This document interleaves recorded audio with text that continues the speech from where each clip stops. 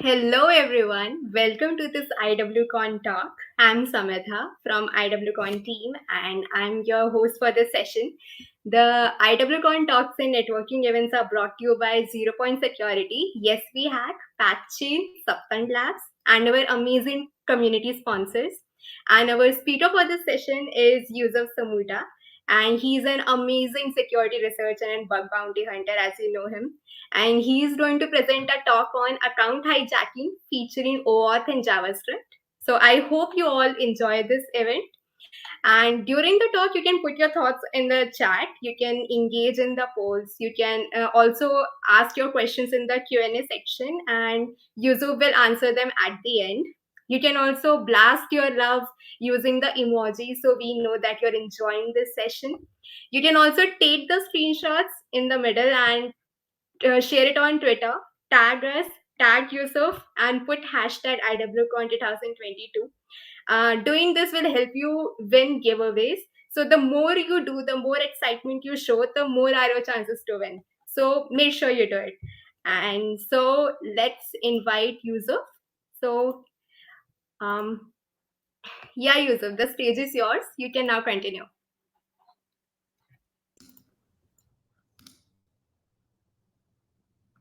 Hello everyone. Give me one sec to share the tab.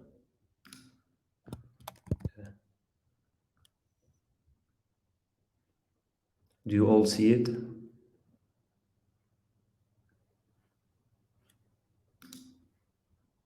Yep. Okay. So we can start now.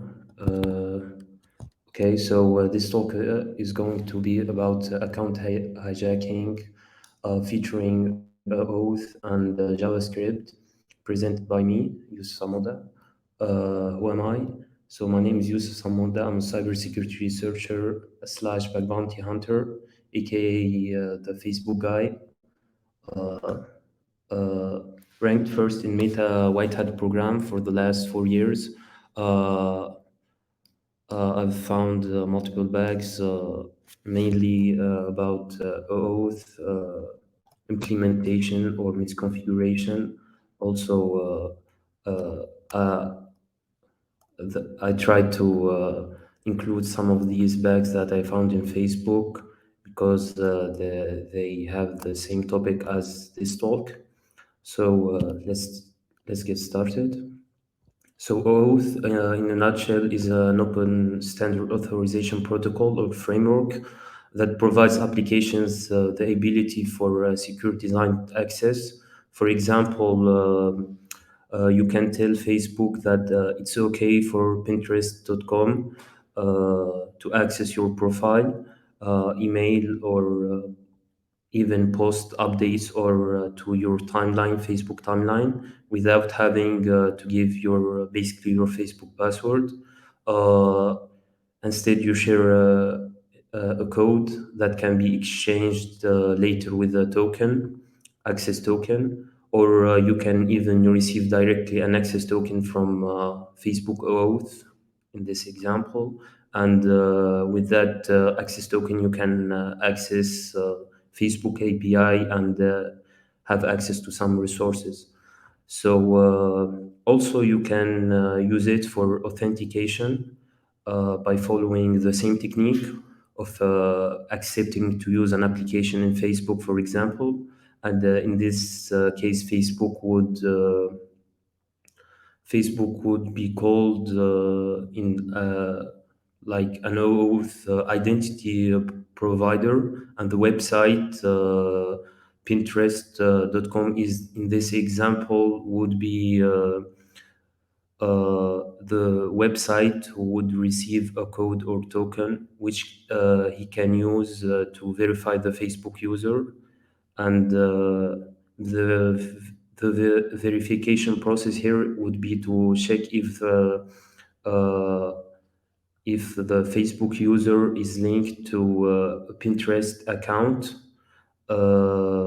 This verification could be done by checking the application scoped ID or the Facebook user ID simply in a column in the user table. and if it's found, then you can basically log the Pinterest user in. I wanted to note that in some cases, some applications would check the email from facebook.com and verify if it's in the application or in the website, like Pinterest.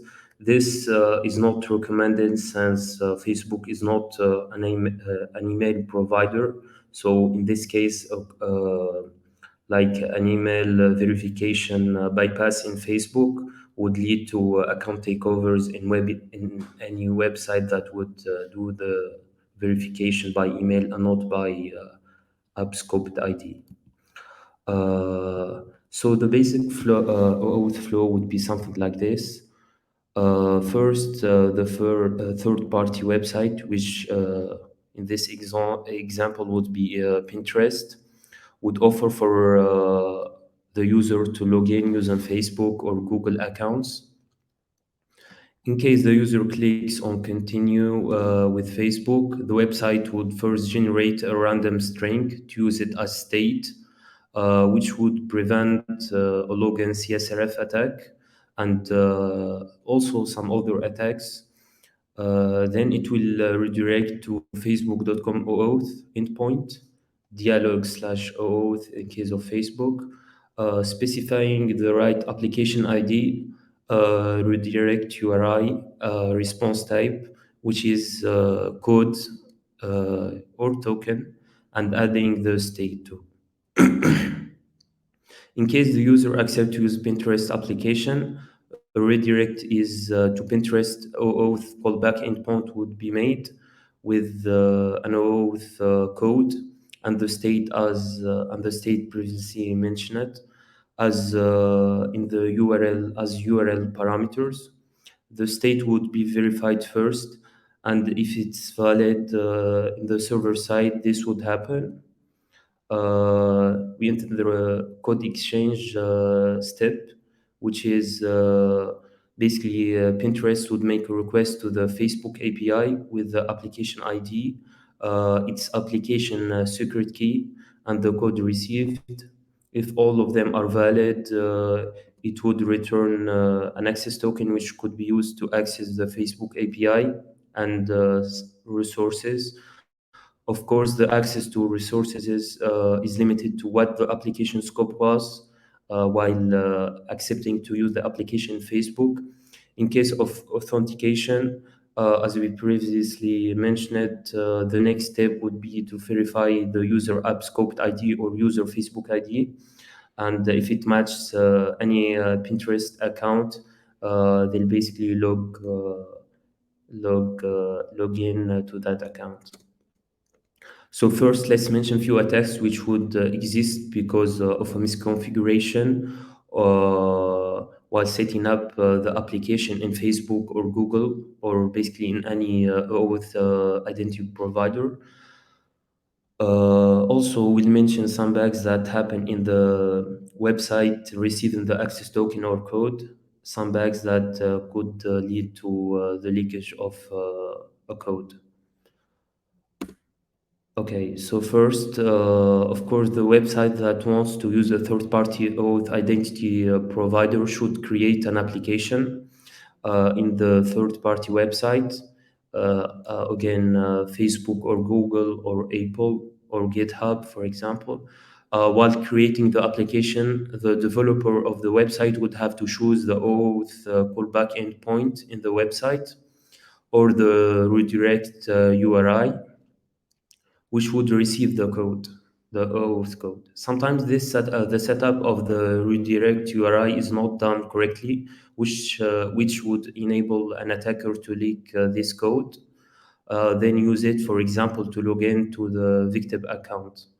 So the basic OAuth attack scenario would be like this. Application would have to accept a redirect URI like any URL as long as the domain is trusted. in this scenario. So, for example, if we have this URL as redirect URI in Facebook OAuth, it would be accepted anyway because it only verifies the domain pinterest.com. This means that the code after authorizing the application would be appended as a parameter to this URL, as you can see here highlighted. Uh, so this the simplest way to leak the code is to find an open redirect in Pinterest.com, and this open redirect has to be special because the endpoint should pass any parameters in the URL to the next URL. So for example here, uh, if we visit open redirect slash target here, if we want to specify the next URL, and this endpoint should redirect to attacker.com/logger and also append the previous parameters. So this is the simplest way to leak the access to leak a code. However, the previous attack is rare, since finding those two conditions of having a misconfiguration in the redirect URI setup and also an endpoint that append current parameter to next URL. So we can do better, I hope. In this case, actually, we can. Most OAuth providers have a response type like signet request in case of Facebook, or in case of Google, it would be having the response type be ID token, IB/token, and also append code. So in this case, if those response types were chosen, the code would be appended to redirect URI in the fragment part of the URL, or in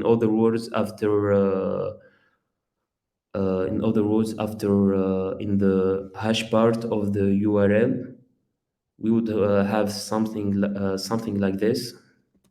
So pinterest.com/anything again, any parameter. So if this URL was chosen as redirect URI in the OAuth process or flow, it would redirect to this URL while appending code in the fragment part of the URL. This would redirect. So basically, if we can choose any endpoint, we can choose an open redirect endpoint. And here, since browsers would append the hash part of the URL to the next one, as long as the redirect is a server-side redirect. I mean, like a redirect using 302 or 301 status code with location set to the next URL. And basically, the attacker.com would eventually receive the code. In this case, we won't need anymore an endpoint which would pass parameters, since we can have the code in the hash part of the URL. Okay, let's give another example. Sometimes the redirect URI would be not fully misconfigured. It would, for example, only accept the registered redirect URI as it was added by the developer while configuring the application. However, it would still accept anything after it. So in this case, pinterest.com/facebook/callback, and it would accept anything after that, any characters. In this case, we might try double dots, trying to trick it to redirect to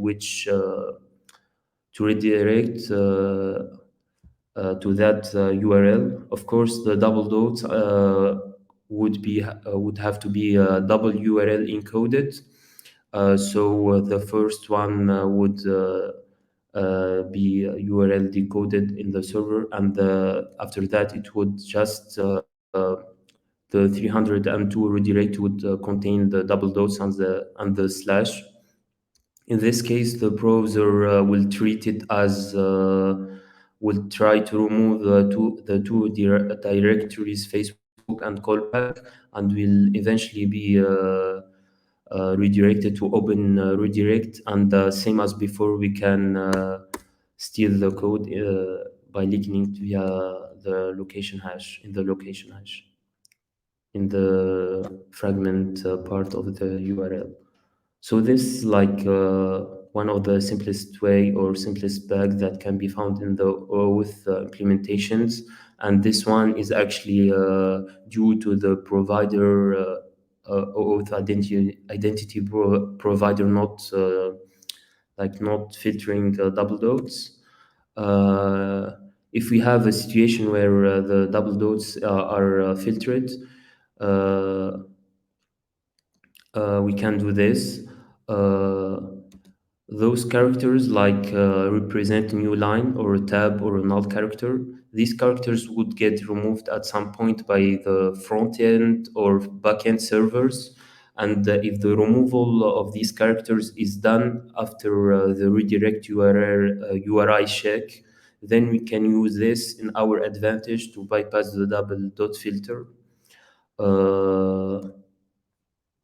So in this case, we can append those characters, and we'll make sure that these characters are later are being removed later. So in this case, we'll get eventually redirected to this URL. So we bypassed the double dot removal of in the server side. Here, the percentage sign 2e is basically a URL encoded version of dot. So the browser will eventually try to decode it or treat it as double dots. So this actually redirects to this. It would remove the two directories, Facebook and callback. And again, we can see the code. Uh, I want to mention that this code that we're stealing could be later exchanged for a token, for example, or actually no.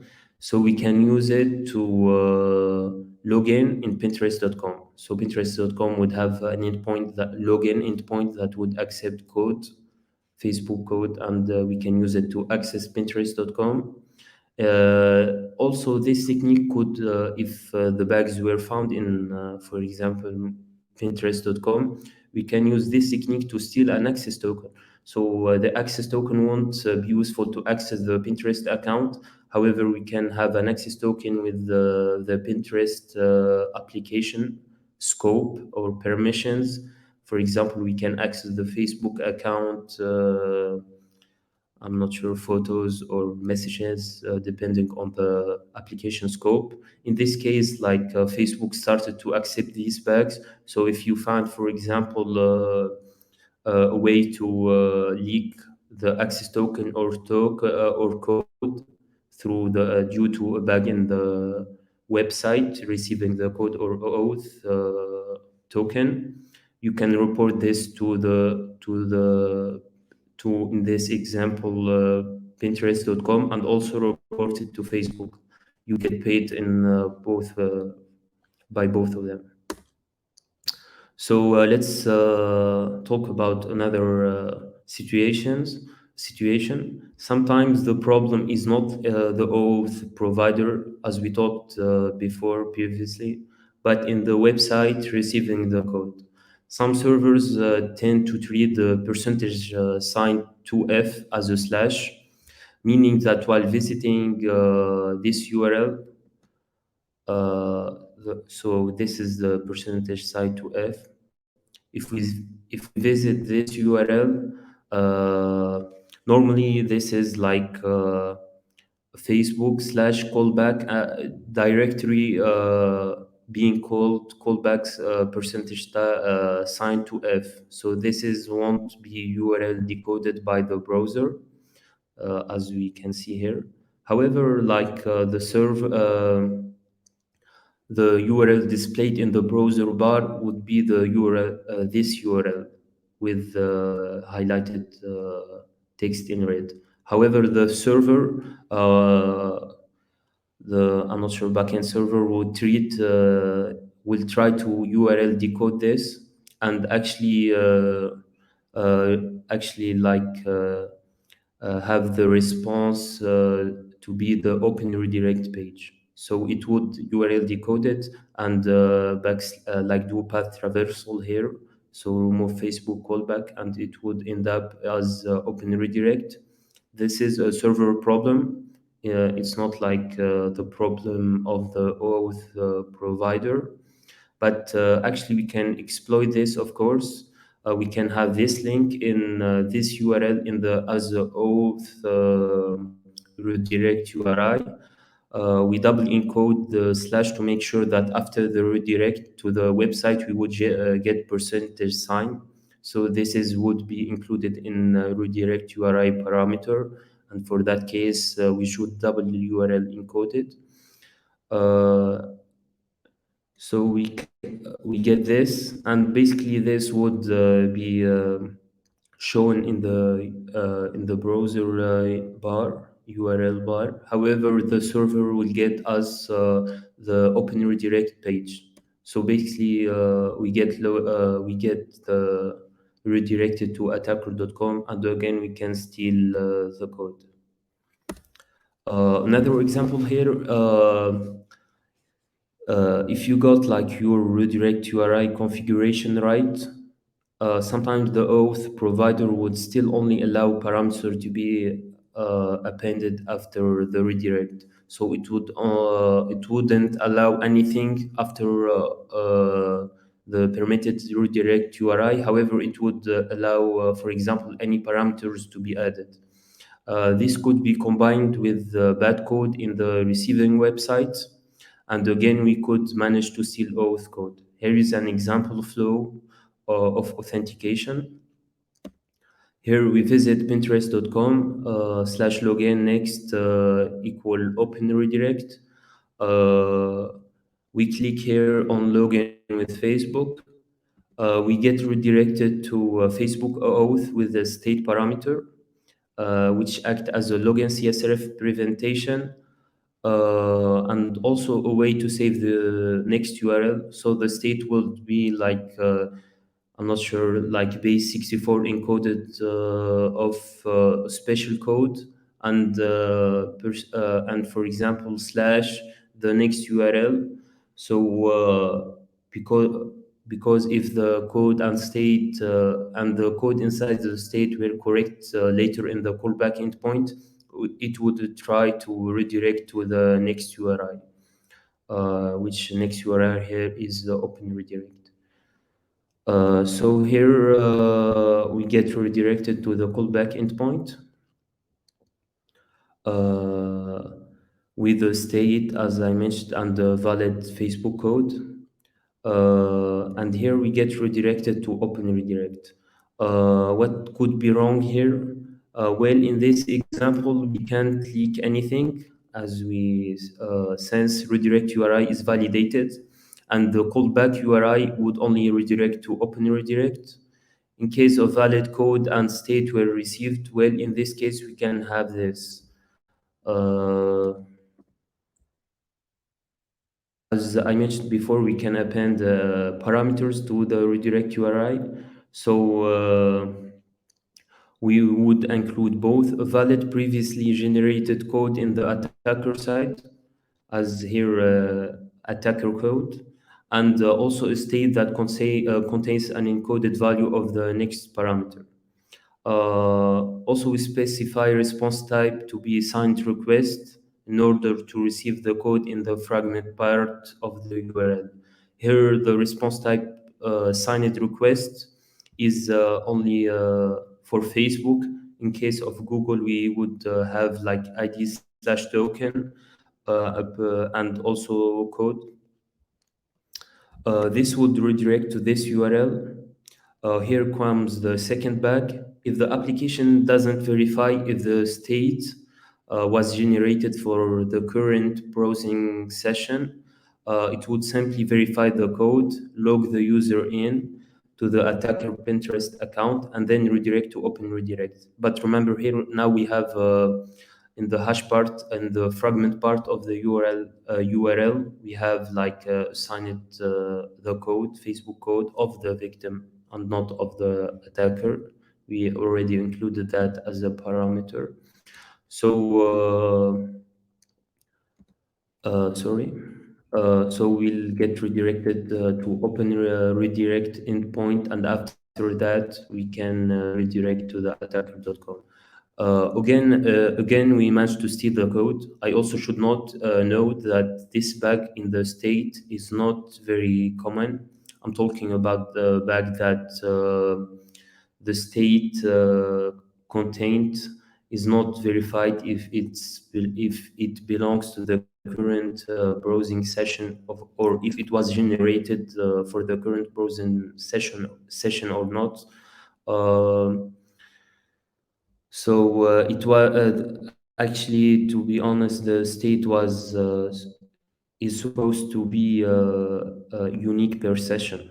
Uh, in this case, you should find a way to leak the state of the state a state generated in the victim browsing session, or simply leak the logged out session cookie of the victim and use it to generate a state. Of course, you can find, for example, logged out XSS, use it to, for example, access the. I'm not sure if you can do that, but access the session cookie, logged out session cookie, and using it, you can generate the state.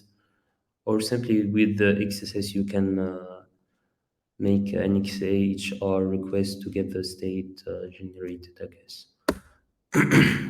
Another example is this flow.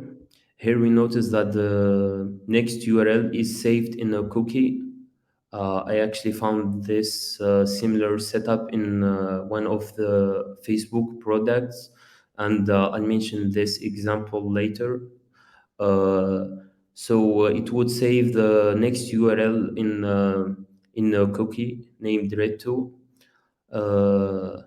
If the callback endpoint received a valid state and code, this callback endpoint, log in the user and redirect to the URL inside red2 cookie.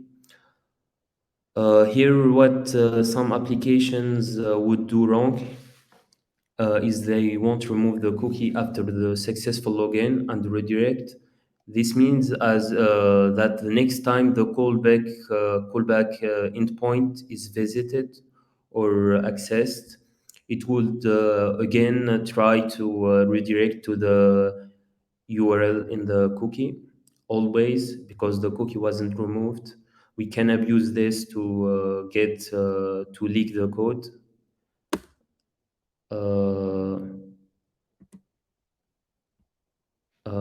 We can abuse it as follow. We first redirect the user to login endpoint and set next URL to this attacker.com/star attack. It would set the cookie as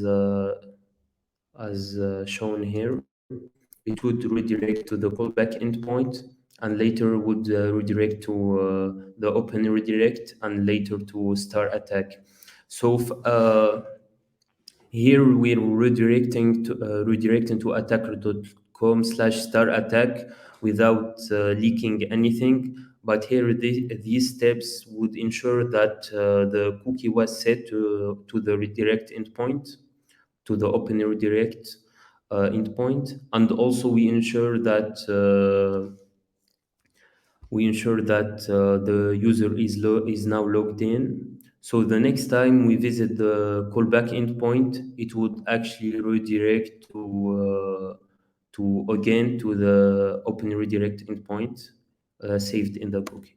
So after that, if we're in the attacker.com/star attack, we simply verify that there is no hash attached to the URL, and if that's the case, we can redirect again to Facebook OAuth endpoint, but this time we would have response type set to token. Uh, After that, it would redirect to Pinterest slash Facebook slash callback with the code assigned in the URL. And as I mentioned, like 50 times before, this would redirect to anything in the cookie. So it would redirect to the open redirect endpoint and later to attacker star attack. That's why I mentioned before that we must verify that the hash part of the URL is empty, so we can't enter an infinity loop. So here, if it's not empty, then we have received a valid code, victim code, and we can use it to take over the Pinterest account. Okay. Okay, this is, I think, repeated. Let's have an example here. CrowdTangle is a website owned by Meta and offering services or tools to monitor public information. It's mainly used by journalists or academics.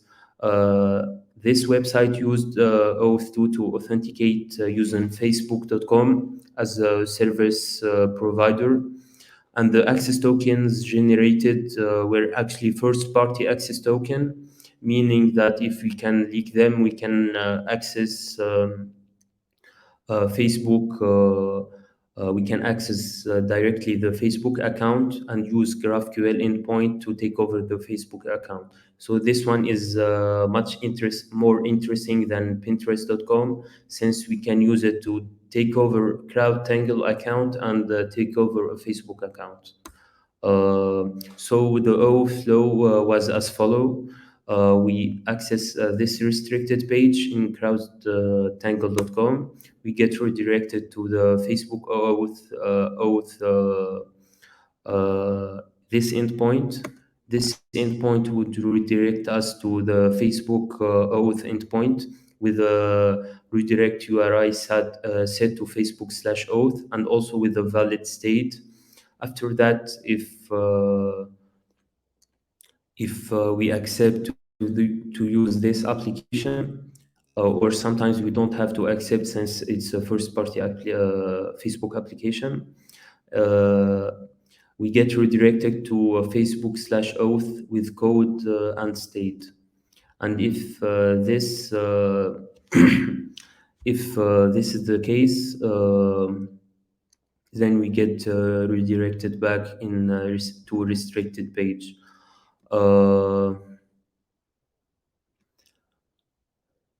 So here, sorry, I didn't mention this, but here the restricted page is saved as a cookie, and we have the same problem as before.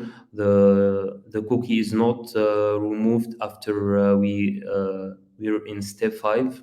So now any time we would access apps.crowdtangle.com/Facebook/OAuth, we would be redirected to restricted page. Now, same as the Pinterest example, we can set response type to token and redirect to this endpoint. This endpoint would receive the access token and redirect to anything in the cookie red to cookie. After that, we can leak it. Of course, restricted page in this example would be an open redirect. Actually, this bug, after seeing the access token, I wasn't able to achieve account takeover in Facebook.com, since the token or the application only was only able to make GraphQL queries and not GraphQL mutations. So in that case, we can't add a phone number or add an email to take over the account. So that's a failure. But I managed to upgrade this to an account takeover using. I'm not sure I have the time to mention this, but you can access my blog and read the full report.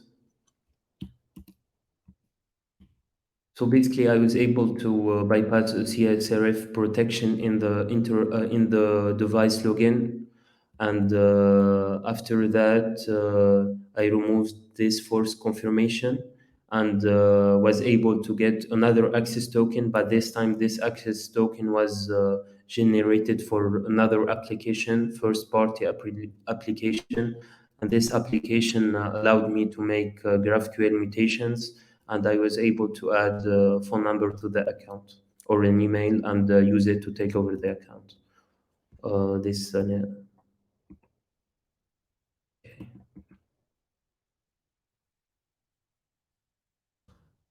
share the link later for the blog.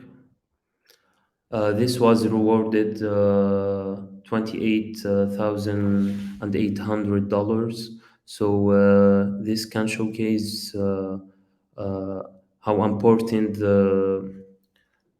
these bags are to Facebook. Now they pay even $45,000 or $50,000. So let's give few examples where JavaScript could help us leak OAuth tokens or codes. Previously, we talked about few examples about abusing double dots, special characters, or URL encoded slashes to leak the code. But what if all these tricks didn't work? We still have an OAuth provider that allow anything to be added after a registered redirect URI, but we can do nothing to path traverse to an open redirect. In this case, JavaScript comes handy. For example, we have this, but we can't bypass it with double dots or with special shards. We will end up in this URL. Here, the redirect would be to Facebook slash callback slash random page or random cars. However, this page doesn't exist in the website, which would return a 404 page with some code. We should examine the JavaScript code, check if it leaks location.ref or document.location.ref. Here, for example, we can check third-party code. The code could be owned by a third party, I'm not sure, framework that is being used for logging purposes or for advertising purposes. And in that case, for example, it would share the current URL via post message, for example, or via storing it in local storage. And if we manage to find an XSS, for example, in the third-party server used for logging, if we can find the XSS there, then basically we can access local storage and leak the locked URL. And again, we can see the code. Here I'm giving another example in Facebook. Due to the lack of time, I'll give you a real life example of a bag found in Oculus.com, a website owned by Meta or Facebook, which resulted in account takeover of any Oculus or Facebook account. So the Oculus login was something like this. It used Facebook to log in. The normal flow is like this. In this example, as before, we're targeting a first-party application, Oculus, and we're exploiting a fact about this application in the redirect URI. It accepts anything after login. So we can add parameters like redirect URI slash next URI.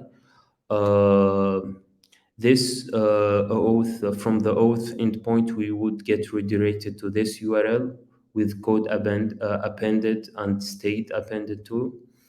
And finally, we would get redirected to next URI. Here, if you're thinking about it, we can't replicate the CrowdTangle attack since from step 4 to step 5, the redirect is not being done by a server-side redirect. However, it's done by a JavaScript redirect, and in that case, appending having like the code in the hash part of the URL the browser won't like pass it to the next one, since JavaScript is doing the redirect and not the browser. So what we can do here, we can add more parameters to the redirect URI. One interesting parameter that was found in Facebook was Ajax pipe or quick link. If we add this parameter to any URL in Facebook or Oculus page, we would have this code returned. If you can examine the code here with me, we can notice that it's doing a check of the current window, self not equal top. It would simply check if the page is iframed or not. If it's in top, it would try to remove those parameters by the parameters Ajax pipe or quick link by trying to modify the window.location.search property, which basically returns the parameters of the current URL. It would make the changes using a regular expression match.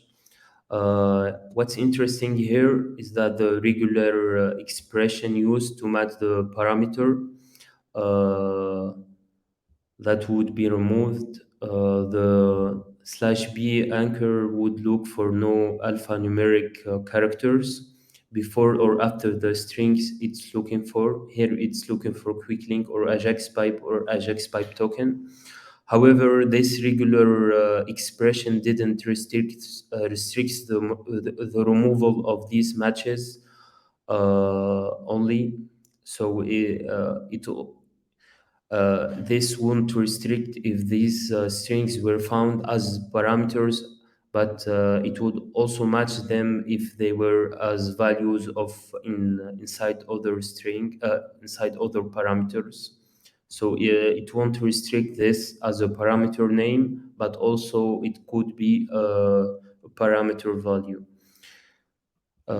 So meaning here, if we do this, so quick link should be removed, but Ajax pipe, since it's a value of redirect slash URI parameter, it shouldn't be removed. However, this regex would remove it, and we will end up with this. So let's give another example here. Here we did the same thing, however, we appended a code. Notice here that the code was a parameter to the auth.oculus.com URL. However, now after this regex removal, it became a value inside the redirect URI. So if you can notice here, the ampersand was removed, and the code was now appended to the next URI. Simply now we can construct a URL with Ajax pipe to trigger the JavaScript code being returned here. Sorry. And after that, we also append another Ajax pipe, and we make sure that code is also after the second Ajax pipe. Here, in this case, we get redirected to here, Ajax pipe /1, which would trigger the returning of the JavaScript code, vulnerable JavaScript code. Here, redirect URI is now containing also Ajax pipe, which would get removed too. So the yellow part would get removed too. So we'll end up having the code in the parameter value as a parameter value. And here, if you notice, we get redirected to open redirect, and after that we get redirected to usam.com and with the code attached. So this was an example of bad JavaScript code handling,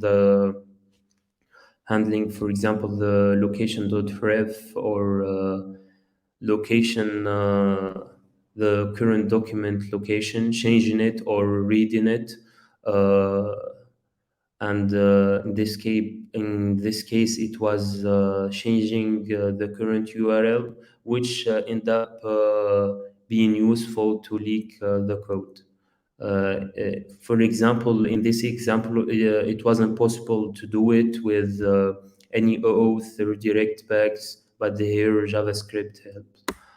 Facebook rewarded $30,000 for this stuff for this bug, and it was categorized as the best bug in 2021. Uh, Now I encourage you to look for these bags.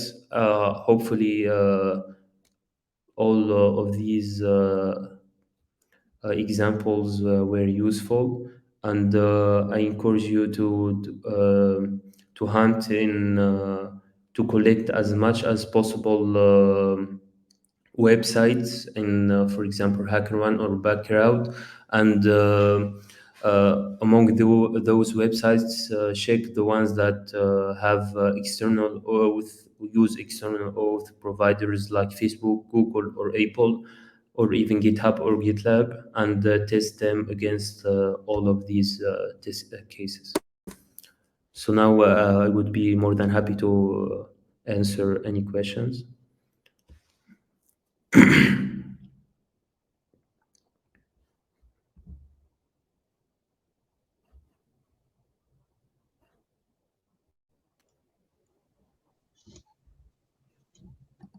Hey, Yusuf, that was a great Hey. and amazing talk. And I was seeing in the chat, everybody was so excited. Everybody enjoyed it so much.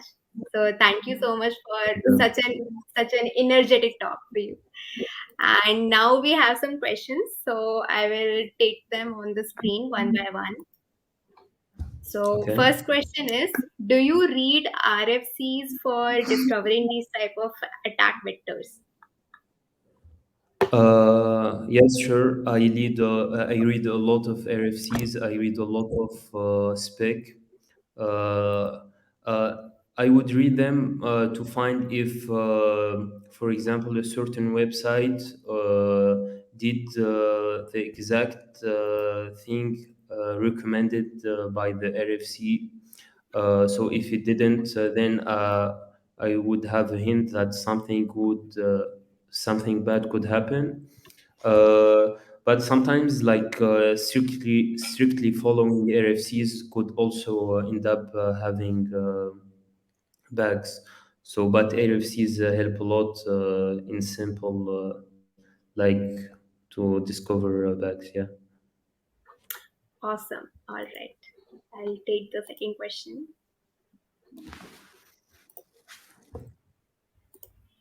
So the second question is, what's your approach to understanding the flow?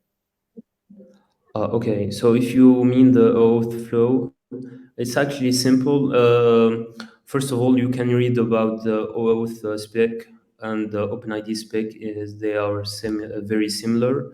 After reading the spec, you can, for example, have a target website, and have Burp Suite opened, so you can track every request, for example, redirects and all of that, and you can extract every part of the redirects or the flow, and verify, as I said, the state, verify the if the redirect URI is restricted or not, and all of that. So also, I didn't mention all of the test cases that you can do. For example, you can try to there are many response types than code or token or grant type, I guess. You can They have some both providers would send the code or token via post message or via a post request. You can look that up, for example. Yeah. Sure. Thank you so much.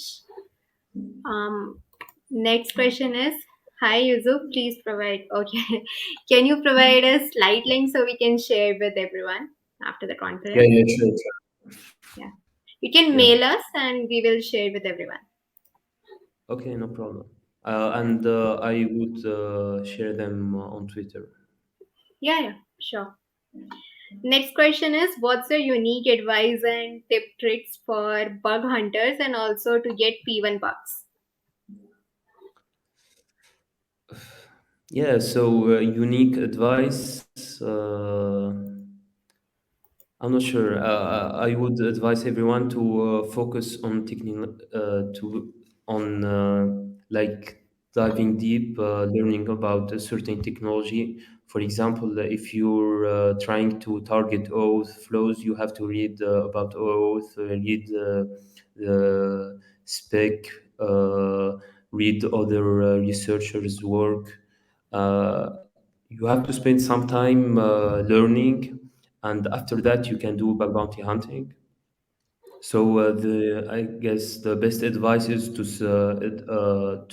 invest more time learning than hunting. Yeah. All right. So the next question is, could you please explain the instance in which we are able to impact both auth provider and the site from which request is generated? Okay. So for example, if you have Pinterest.com, it uses Facebook.com to log in. In that case, it would redirect to Facebook OAuth endpoint. And let's assume you managed to find a way to leak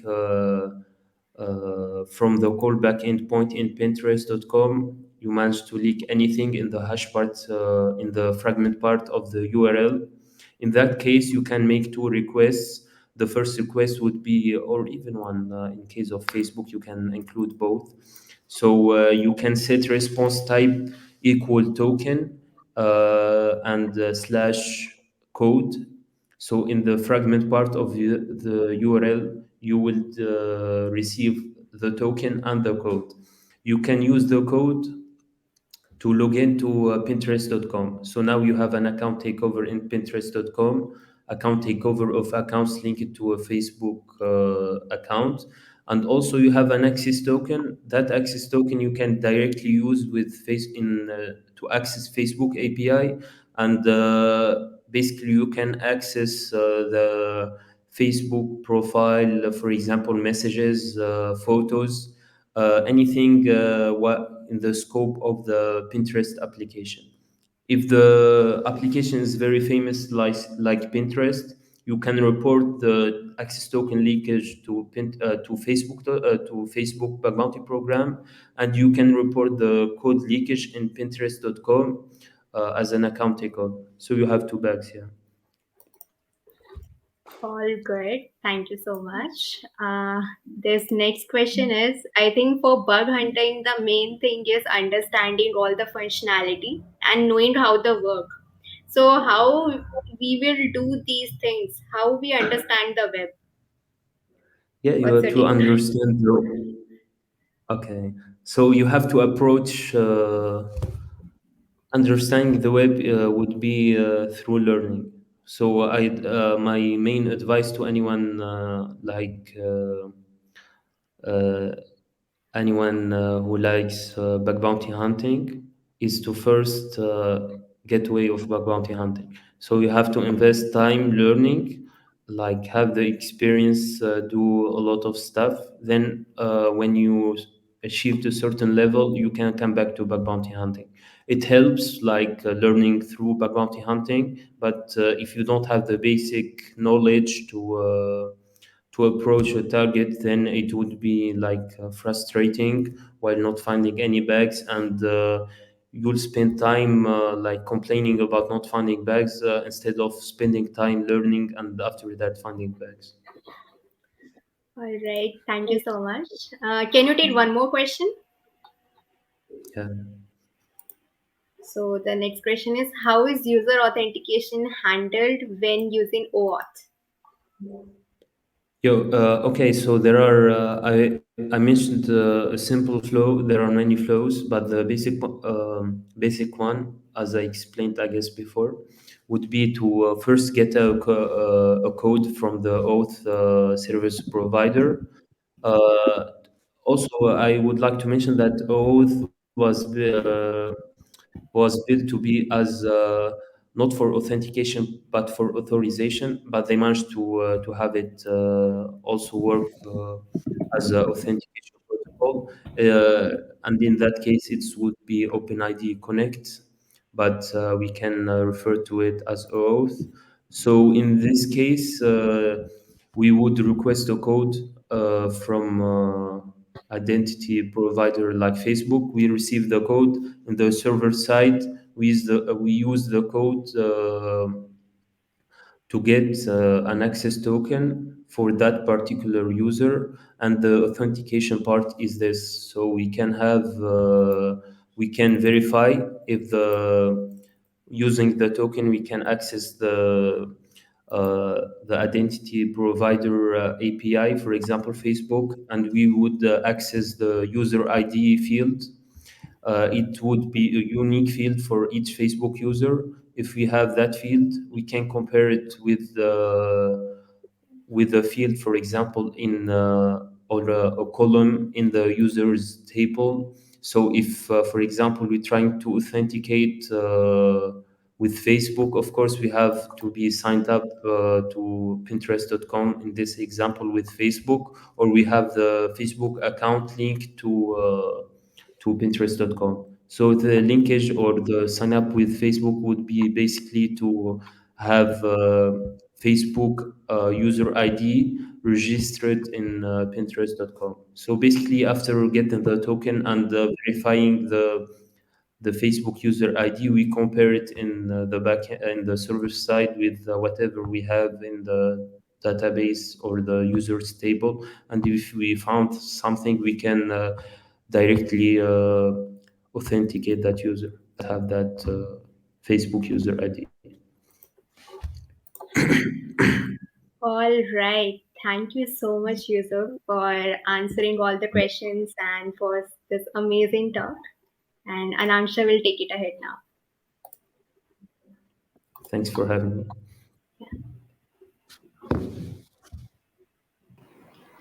Thank you so much, Yusuf. It was a great pleasure to learn from you. The chat box is also overflowing with love. And if you check Twitter, you'll see so many people mentioning how much they learned from your talk. So, thank you so much for being a part of this and sharing all your knowledge with us. All our attendees also thank you. Thank you. All right, Yusuf. So, thank you everyone for attending this talk. This is the last talk of day one of IWCon 2022. Hope you had as much fun listening to the talks as we had organizing them and bringing them to you. Here's a quick reminder that our three giveaways that we have are still running on Twitter, and they are going to be running until end of day tomorrow. So you can just take a screenshot, tag us on Twitter, use the hashtag IWCon2022, and we'll pick the winners from among the people who post. Aside from that, now that the talks for this day are over, you can still go and chill in the networking rooms and in the lounge. Our networking sessions are going to be open throughout the day and until tomorrow. So feel free to go ahead and make some cool connections. Regarding the recording of the talks, you can always log into AirMeet and you can watch the replay. We are also going to provide you with the slides of all the speakers who presented today. Please keep checking your emails for further details. Aside from that, IWCon is going to come back tomorrow with 8 more power packed and amazing talks. So please do tune in tomorrow. We also have a cool Infosec Write-Ups forum coming up soon, where you can ask questions to people who are in the community regarding any infosec or security questions you have, and people are going to answer it. So this is going to be a new forum, a new offering from Team IWCon, and now we are looking for a name for it. So if you have any cool ideas for what we can name the forum, please let us know in the chat box. We are going to gift swag to whoever who, if we pick your name, if we pick the name that you suggest for the new forum, we are going to gift you really cool swag. So this is another opportunity to get yourself some cool collectibles right after this conference. So, yes, I'm going to close this session now, but feel free to hang out. And if you have the suggestions for the name of the forum, you can always drop it in the main chat. All right, people, thank you so much for attending and thank you for being an amazing audience today. See you tomorrow. Bye.